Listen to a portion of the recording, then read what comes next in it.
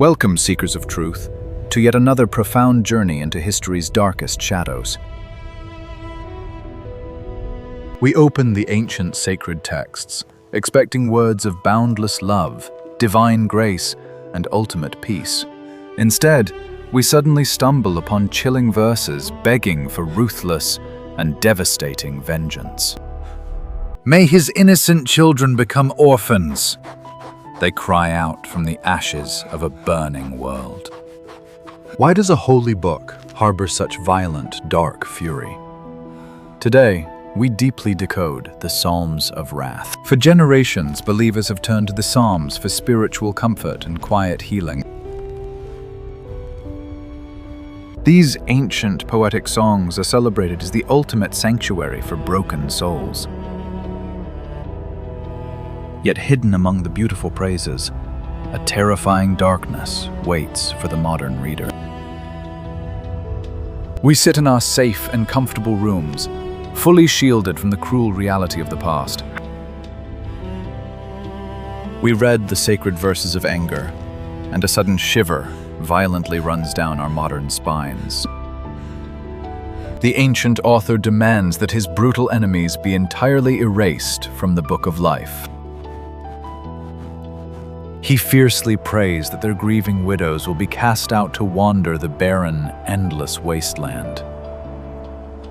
He asks the heavens to let ruthless creditors seize every single piece of their stolen wealth. Reading these cursed words, many modern scholars immediately question their divine inspiration. How can a supposedly loving creator accept such a terrifying, vengeful prayer from a man? It feels like a massive contradiction, tearing apart the moral foundation we have carefully built. We are taught to forgive our enemies, to turn the other cheek when we are struck with heavy violence. So we quickly judge the ancient writers as barbaric, primitive, and completely lacking moral grace. We impose our modern, peaceful ethics onto a distant world that we simply cannot understand. But before we condemn these bitter souls, we must step out of our comfortable, air-conditioned rooms. Historical records show that the ancient Near East was a realm defined by absolute, ruthless terror. The authors of these violent texts were not writing from a place of political safety and wealth. They were writing from the terrifying depths of a pitch-black dungeon, bound in heavy, rusted chains. They had just watched their magnificent cities burn to the ground under the boots of cruel empires.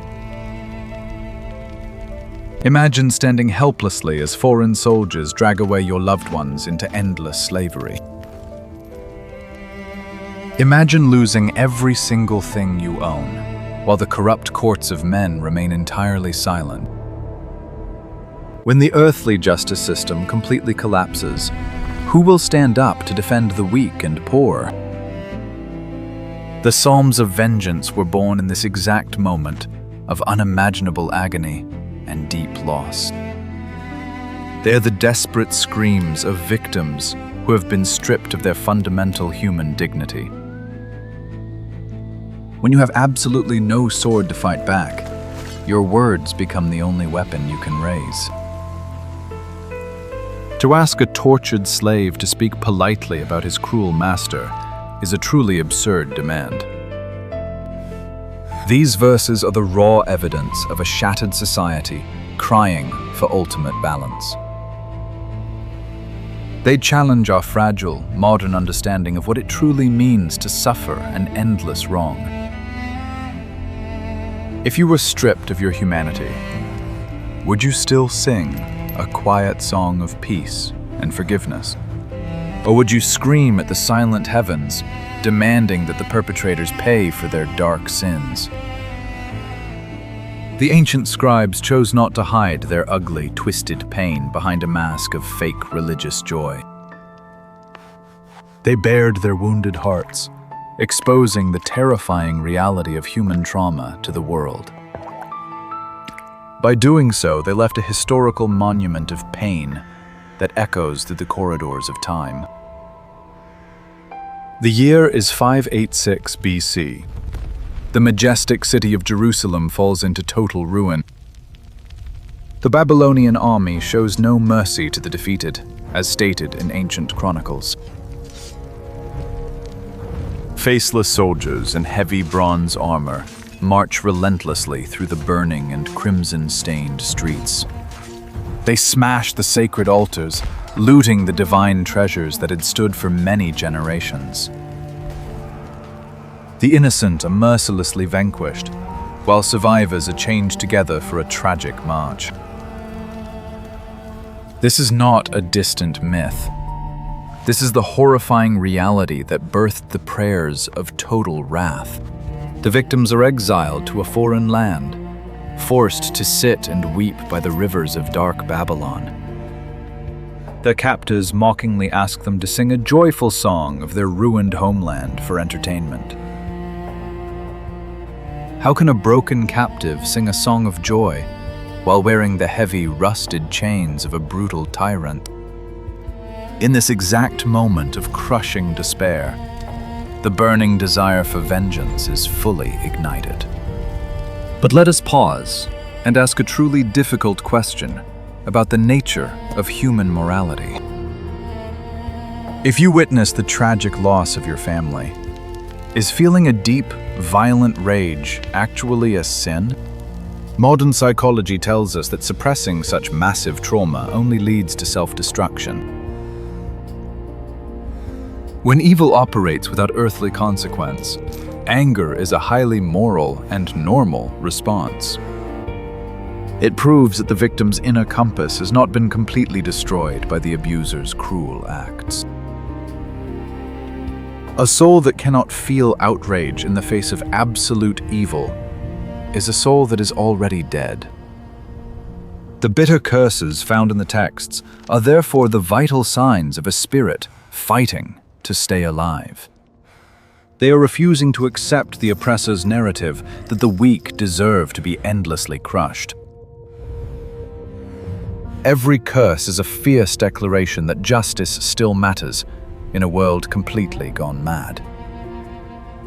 The ancient victims call out to a higher power, demanding that the universal scales be balanced. They have seen earthly judges take bribes and earthly kings abuse their absolute military power. Therefore, they bypass the corrupted human courts and take their ultimate case directly to the stars. They realize human revenge is messy, leading to an endless cycle of devastating violence. If the victim simply picks up a sword to destroy the oppressor, they become the exact same monster. The poison of hatred can transform the innocent sufferer into a new and terrifying tyrant. This is the central, dramatic tension that defines the agonizing existence of the oppressed captives. They are constantly walking on a razor's edge between seeking true justice and becoming pure evil. How do you process a pain so deep that it threatens to consume your entire physical and mental state? You cannot simply ignore the massive trauma, but acting on it will only destroy your remaining soul. The heavy chains bind their bodies, but the psychological prison of hatred is far more deadly. As the dark nights in Babylon drag on, the exiles must find a way to survive the crushing mental weight. Would you surrender to the darkness? Or would you find a radical way to release the burning agony? The answer they found is one of the most profoundly brilliant psychological mechanisms in history. They decided to take their darkest, most violent fantasies and weaponize them through sacred poetry. Instead of carrying out the brutal vengeance themselves, they transferred the heavy burden onto God. They approached the burning divine altar, holding nothing but their shattered hearts and broken swords. In a stunning act of faith, they surrendered their right to physical retaliation to the highest judge. "Take this burning anger," they cry, "for it is far too heavy for a mortal man to carry in his fragile soul." By speaking the unspeakable curses out loud, they effectively drained the poison from their own veins. This is the true, hidden genius of the imprecatory Psalms that modern readers often completely miss. They are not a set of instructions telling believers to go out and destroy their political enemies.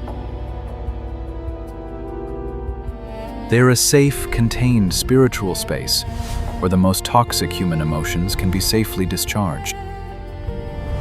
The ancient altar becomes an incinerator for the rage that would otherwise consume the victim. When the oppressed man screams for his enemy's teeth to be shattered, he is venting his profound trauma. He is taking the jagged, broken fragments of his ruined life and throwing them into the holy fire. Many modern therapists use similar techniques, encouraging patients to write angry, unsent letters. You express the absolute maximum level of fury on paper, so you do not have to act it out in life. The ancient scribes understood this profound psychological necessity long before we ever did. They recognized that true healing cannot begin until the deep wound of injustice is fully exposed. You cannot bandage a deep emotional injury while the deadly infection of hatred remains inside. Therefore, the savage words of the Psalms are the surgical tools used to cut out the mental infection.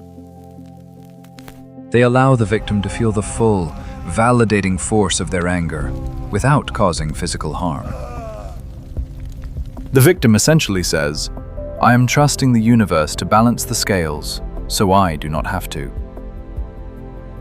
This is an incredible act of moral restraint, born in an era where sweeping revenge was the only law. While Babylonian conquerors relied upon brute force, the captives found a higher moral ground. They refused to let the cruelty of their oppressors dictate their own spiritual and ethical choices. By leaving the ultimate punishment to the divine, they protected their hands from becoming stained with darkness. It requires immense strength to hold back a strike when you feel entirely justified in your deep anger. The burning altar accepts the sacrifice of their fury, absorbing the dark energy of a broken age. As the smoke rises, it carries away the suffocating weight of unavenged wrongs and bitter resentments. The victim is left standing in the quiet aftermath, slowly realizing that the heavy chains are now gone. The raging storm inside their mind begins to settle down, making room for a fragile but beautiful new peace. The terrifying shadow of the violent oppressor slowly fades away into the ancient past. This profound emotional release is what modern readers completely fail to understand today. We often judge these desperate ancient prayers through the highly comfortable lens of our peaceful, modern lives. Yet these ancient victims fully engaged in a massive act of ultimate spiritual healing. They teach us that you are absolutely allowed to feel a burning anger against true evil. You are entirely allowed to fiercely scream and demand that ultimate justice be fully restored. The creator of the universe is more than big enough to handle your darkest human rage. You do not ever need to hide your bitter pain behind a fake smile or pretend to be holy. True religion requires you to honestly confront the dark reality of human trauma. Bring your jagged, broken pieces to the divine altar and simply leave them in the sacred fire. The ancient Psalms of vengeance are a powerful testament to the unbreakable human spirit. They boldly declare that even in the absolute darkest pit, the desire for justice survives. These victims refuse to let their abusers totally redefine the fundamental rules of life. They held on to the beautiful hope that a moral order still exists beyond this broken world. It is a profound paradox that we must fully embrace to understand our complex history. By cursing their vicious enemies, they actually saved their own fragile minds from total ruin. They washed their hands of the violent deed, letting the infinite universe settle the heavy debt. So the very next time you read these dark verses, do not simply turn the page in modern disgust. Please pause and listen closely to the ancient, echoing screams of those who suffered without a voice. Recognize the heavy weight of their deep historical agony and the dark truth of their pain. We are incredibly privileged to live in a time where laws and courts offer us basic shelter. But if that fragile civil shield is ever violently shattered, we might sing the exact same song. Human nature remains beautifully and tragically constant across thousands of shifting years. The desire for ultimate cosmic justice is permanently hardwired into our collective soul. Let the burning anger of ancient victims be a vital lesson in psychological survival. They showed us how to stare directly into the dark, endless abyss without letting it consume us. Once the heavy burden of vengeance is entirely lifted, the wounded mind can finally heal. The chains fall away, and the captive spirit stands completely liberated in the divine light. This is the absolute ultimate triumph of faith over the crushing machinery of dark violence. But surviving the dark dungeon is only the very first step in a much longer, unknown journey. Even when the soul is entirely free, the dangerous external world remains full of deadly threats. The physical battleground is still littered with the terrifying remnants of ancient empires. In the deep, dark shadows just beyond the warm, divine light, the hungry wolves are already gathering.